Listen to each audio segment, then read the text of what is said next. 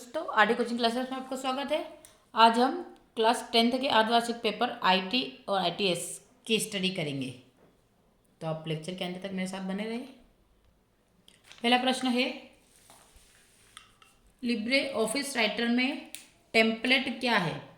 तो Libre office writer में template क्या होता है? तो प्री डिफाइन या डिटरमिन भी बोलो या फिर डिफाइन बोलो, तो डिफाइन किया गया फॉर्म और डॉक्यूमेंट फाइल, ये क्या होगा?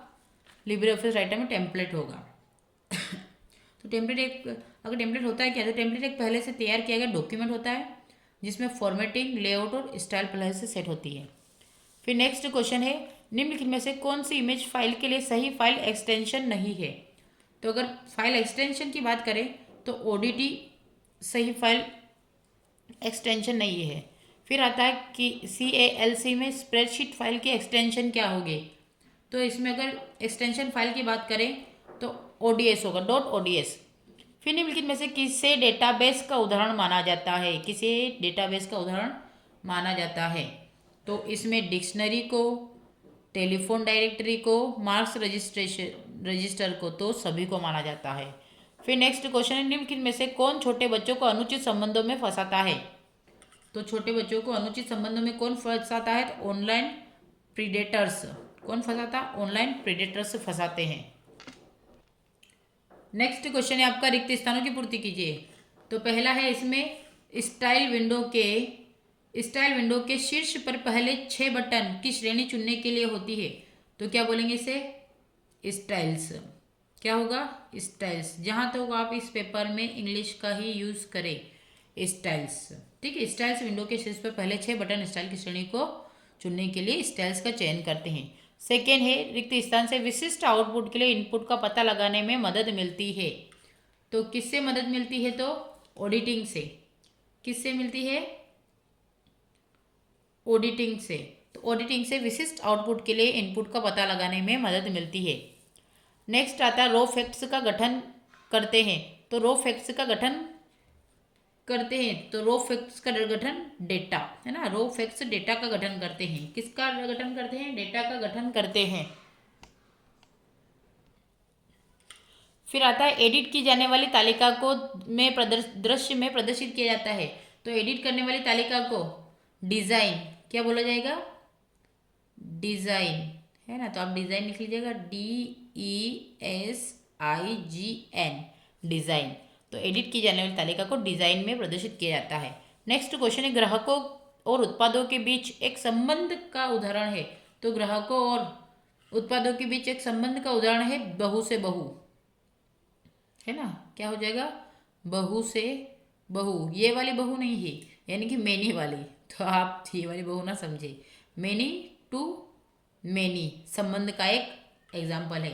तो ग्राहक और उत्पादक के बीच एक संबंध मेनी टू मेनी संबंध का एक उदाहरण है। अब हम बात करते हैं सही विकल्पों की। क्वेश्चन नंबर 3 कि सही विकल्पों को चुनकर स्टडी कीजिए। तो सही विकल्प का सबसे पहला क्या आपका? ओडीटी, है ना। सबसे पहला क्या आपका? ये वाला है। तो इसमें आप सबसे क्या आएगा आपका? पहला आएगा ओपन ऑफिस डॉक्यूमेंट। क्या आएगा? ओपन ऑफिस डॉक्यूमेंट, ये पहला नंबर। फिर आता है आपका चेहरे की अभिव्यक्ति। तो चेहरे की अभिव्यक्ति के लिए क्या करेंगे? गैर मौखिक। तो ये आ जाएगा आपका सेकेंड वाला, ये सेकेंड वाला और ये पहला वाला। फिर पूछा है Ctrl+A। तो Ctrl+A काई के लिए काम आता है? तो सिलेक्ट ऑल के लिए। काई के लिए? सिलेक्ट ऑल के लिए। फिर सीधी शरीर मुद्रा दर्शाता है। तो सीधी शरीर मुद्रा आत्मविश्वास दर्शाता है। हमने एग्रीकल्चर के पेपर में स्टडी किया था। तो सीधी शरीर मुद्रा दर्शाता है आत्मविश्वास। फिर IDE क्या है? तो इंटीग्रेटेड डेवलपमेंट एनवायरमेंट। ठीक है, तो ये लिख लीजिएगा यहाँ से आप इंग्लिश में, इंटीग्रेटेड डेवलपमेंट एनवायरमेंट, ये हो जाएगा आपका IDE, ये 5वां। नेक्स्ट क्वेश्चन है सत्य असत्य। तो पहला है CALC में कमेंट की पृष्ठभूमि का कलर नहीं बदला जा सकता। क्या है? सत्य है। ठीक है, तो हाँ ये सत्य है, क्योंकि लिब्रे ऑफिस राइटर जो होता है ना, उसमें कमेंट बॉक्स में बैकग्राउंड कलर को सीधे नहीं बदला जा सकता। फिर आता है लिब्रे ऑफिस कैल्क में ट्रैक चेंजेज ऑप्शन एडिट मेनू के अंदर मिलता है। तो असत्य, नहीं मिलता है, इसके अंदर नहीं मिलता है। फिर ट्रोजन हॉर्स एक वायरस है, ट्रोजन एक वायरस है, असत्य है। फिर नेक्स्ट आता है Ctrl+Shift+N शॉर्टकट को दबाकर एक नया टेम्पलेट डायलॉग बॉक्स खोला जा सकता है, यानी कि ओपन कर सकते हैं, तो सत्य है, किया जा सकता है। फिर नेक्स्ट है एक छात्र और नेक्स्ट क्वेश्चन क्या है, एक छात्र उसके द्वारा अध्ययन किए गए विषयों में 1-to-1 का संबंध है।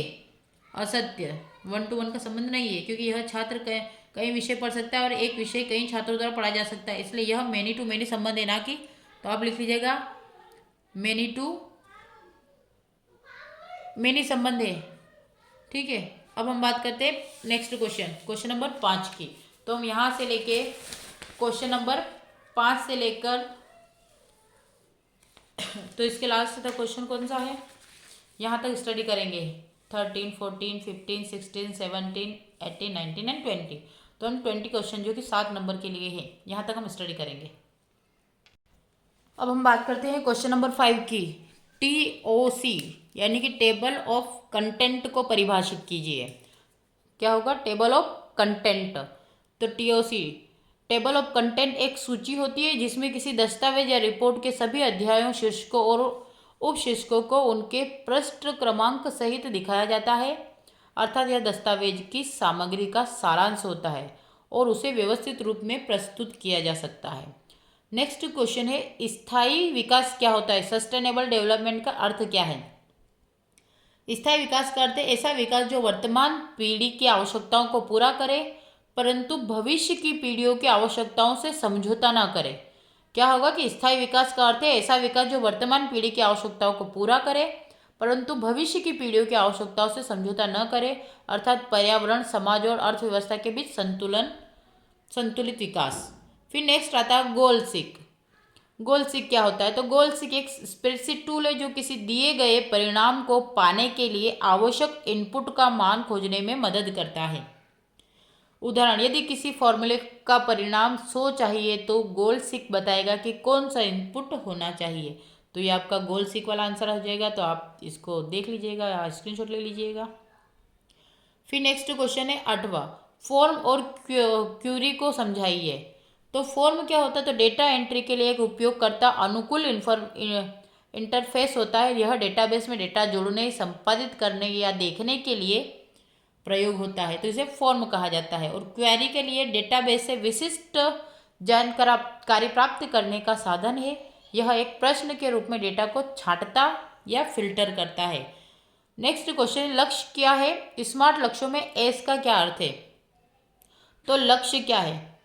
तो लक्ष्य वह परिणाम है, उद्देश्य जिसे कोई व्यक्ति या संस्था प्राप्त करना चाहती है, गोल। और स्मार्ट में एस का अर्थ है स्पेसिफिक, यानी लक्ष्य और स्पष्ट और निश्चित होना। लक्ष्य स्पष्ट और निश्चित होना चाहिए। प्रतिक्रिया, फीडबैक क्या है? इसके प्रकार, तो प्रतिक्रिया किसी प्रक्रिया या कार्य के परिणाम की जानकारी वापस देना जिससे सुधार किया जा सके, प्रतिक्रिया कहलाता है। अब प्रतिक्रिया 3 टाइप की होती है, एक पॉजिटिव, दूसरी नेगेटिव, दूसरी कंस्ट्रक्टिव।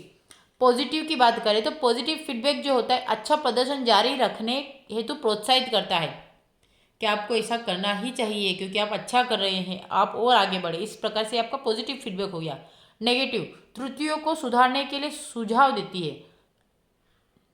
नेगेटिव फीडबैक यानी कि हमें फीडबैक तो मिलता है, चाहे हम अच्छा काम करेंगे बुरा काम करेंगे, बस कोई तारीफ करेगा तो कोई बुरा ही करेगा। अगर वो बुरा ही करता है मतलब वो बोलता है कि आपको और आगे अच्छा करने का प्रयास करना चाहिए, तो आप, ये नेगेटिव फीडबैक है।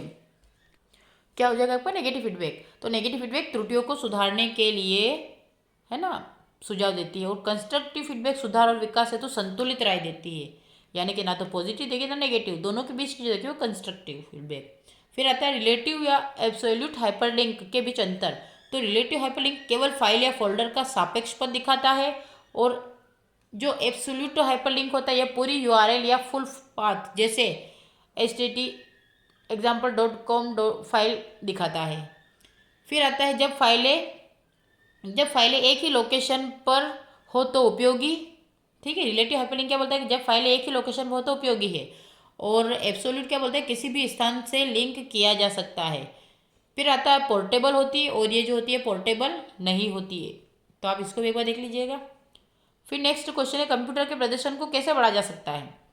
तो कंप्यूटर के प्रदर्शन को बढ़ाने के तरीके, अनावश्यक फाइलें और प्रोग्राम हटाएं,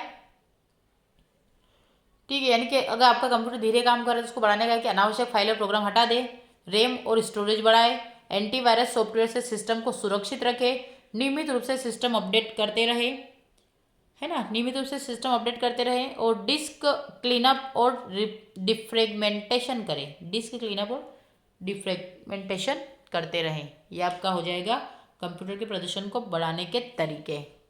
अब अगला प्रश्न आता है question number 13, Libre office writer में स्टाइल से आप क्या समझते हैं।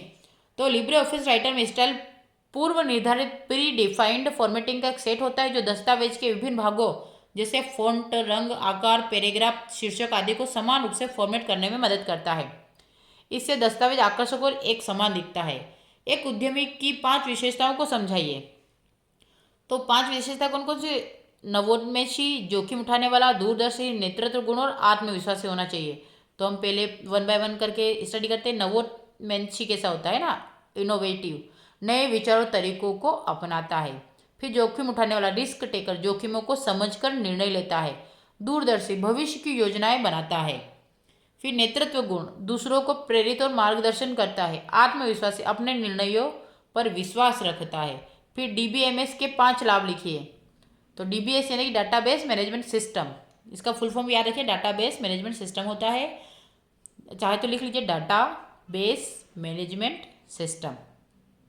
अब डेटा की सुरक्षा, तो डेटा की सुरक्षा अनधिकृत पहुंच से बचाव, फिर डेटा की अखंडता, सही और सटीक डेटा बनाए रखना, डेटा साझाकरण, कई उपयोगकर्ता एक साथ डेटा एक्सेस कर सकते हैं, डेटा दोहराव में कमी, एक ही डेटा बार बार नहीं रखा जाता, या डेटा पुनर्प्राप्ति, जानकारी को जल्दी खोजने की सुविधा। फिर नेक्स्ट आता है 16वां प्रश्न, संचार के 7 C का वर्णन कीजिए। ये क्वेश्चन आपको बार बार आता है और आप कंफ्यूज होते हैं और आप लिख ही नहीं पाते। तो मेरा सजेशन है कि आप इस क्वेश्चन में उलझे ना और 7C को अच्छे से राइट करें और अपने माइंड में ट्रिकी मेथड से या कैसे भी हो आप सेट करने का प्रयास करें, क्योंकि ये 7C जो होते हैं आपको बहुत उलझाते हैं। तो संचार के 7C यानी कि प्रभावी संचार के 7C, अगर ये क्वेश्चन ऐसे भी बनता है कि प्रभावी संचार के 7C बताइए। तो पहला आता है क्लियर। क्या आता है, क्लियर यानी कि संदेश स्पष्ट होना चाहिए, क्लियर संदेश स्पष्ट होना चाहिए। फिर कॉन्सियस, अनावश्यक शब्द न हो, अनावश्यक शब्द न हो, कॉन्सियस का मतलब है अनावश्यक शब्द न हो। फिर कंक्रीट, संदेश ठोस और वास्तविक जानकारी वाला हो, ठीक है, संदेश ठोस और वास्तविक जानकारी वाला हो। फिर करेक्ट, सही व्याकरण और तथ्य हो, क्या होगा, सही व्याकरण और तथ्य हो। कोहेरेंट, तार्किक और संगठित हो, कोहेरेंट तार्किक और संगठित। फिर कंप्लीट, सारी आवश्यक जानकारी हो, ऐसा नहीं कि अधूरी इन्फॉर्मेशन के साथ आप यार पहुंच गए। तो कंप्लीट, सारी आवश्यक जानकारियाँ हो। और कर्टियस, विनम्र और सम्मानजनक। तो आपको क्लियर होगा, कंसियंस, कंक्रीट, करेक्ट, कोहेरेंट, कंप्लेंट और कर्टियस, ये आपको 7C याद होना चाहिए। नेक्स्ट क्वेश्चन है, लिब्रे ऑफिस राइटर में स्टाइल की विभिन्न श्रेणियां बताइए। तो लिब्रे ऑफिस राइटर में मुख्य 5 प्रकार की स्टाइल होती है। पहली है पैराग्राफ स्टाइल, पैराग्राफ के लिए स्पेसिंग अलाइजमेंट होता है। दूसरा कैरेक्टर स्टाइल, अक्षरों या शब्दों के लिए फॉन्ट या कलर। थर्ड आता है फ्रेम स्टाइल, टेक्स्ट बॉक्स या इमेज फ्रेम के लिए। पेज स्टाइल आता है पेज लाउट और मार्जिन के लिए। और लिस्ट आता है बुलेट और नंबरिंग के लिए।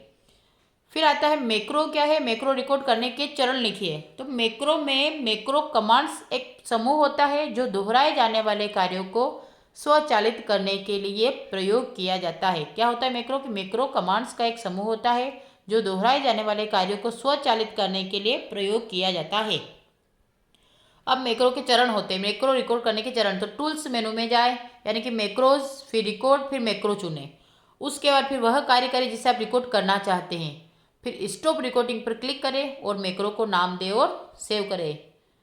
जैसे मान लीजिए आपको कोई मोबाइल पे नॉर्मल एक रिकॉर्डिंग करनी है, तो आप क्या करेंगे, डायरेक्ट रिकॉर्ड बटन पे जाएंगे, रिकॉर्ड करेंगे, चालू करेंगे।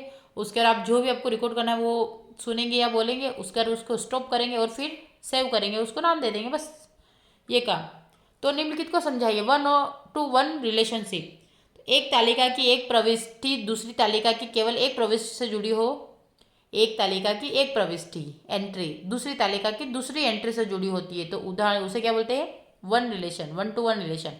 उदाहरण, एक व्यक्ति का एक पासपोर्ट। दूसरा, वन टू मैनी रिलेशनशिप, एक तालिका की एक प्रविष्टि दूसरी तालिका की कई प्रविष्टियों से जुड़ी होती है, तो एक अध्यापक के कई छात्र। और आज का हम लास्ट क्वेश्चन करेंगे, निम्नलिखित को समझाइए। पहला होता है नेटवर्क डाटा मॉडल।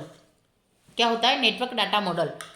एनडीएम भी बोल सकते हैं। इस मॉडल में डेटा रिकॉर्ड्स को नोट्स के रूप में और उनके बीच संबंधों को लिंक के रूप में दर्शाया जाता है। क्या क्या था? इस मॉडल में डेटा रिकॉर्ड्स को नोट्स के रूप में और उनके बीच संबंधों को लिंक के रूप में दर्शाया जाता है। इसमें चाइल्ड रिकॉर्ड के कई पेरेंट हो सकते हैं ना, इसमें चाइल्ड रिकॉर्ड के कई पेरेंट हो सकते हैं। फिर दूसरा हेराइकल किल है ना, हेराइकल डाटा मॉडल। इस मॉडल में डेटा को पेड़ यानी कि ट्री के रूप में रखा जाता है, जहाँ एक पेरेंट नोड के कई चाइल्ड नोड्स हो है ना सकते हैं, पर हर चाइल्ड का केवल एक पेरेंट होता है, यानी कि एक ही पेरेंट होगा, चाइल्ड कितने भी हो सकते हैं। जैसे संगठनात्मक चार्ट। ठीक है, तो ये आपके 20 प्रश्न के उत्तर थे आईटी के। आई होप आपको लेक्चर अच्छा लगा होगा। अगर अच्छा लगा है तो मेरे चैनल को लाइक करें, शेयर करें, अधिक से अधिक सब्सक्राइब करें, ताकि मैं आपको इसी प्रकार के अन्य महत्वपूर्ण लेक्चर आपसे सब्जेक्ट स्पेसिफिक आपको प्रोवाइड करवाती रहूँ। Thank you for watching. ऐसे ही आपका प्यार बनाए रखें।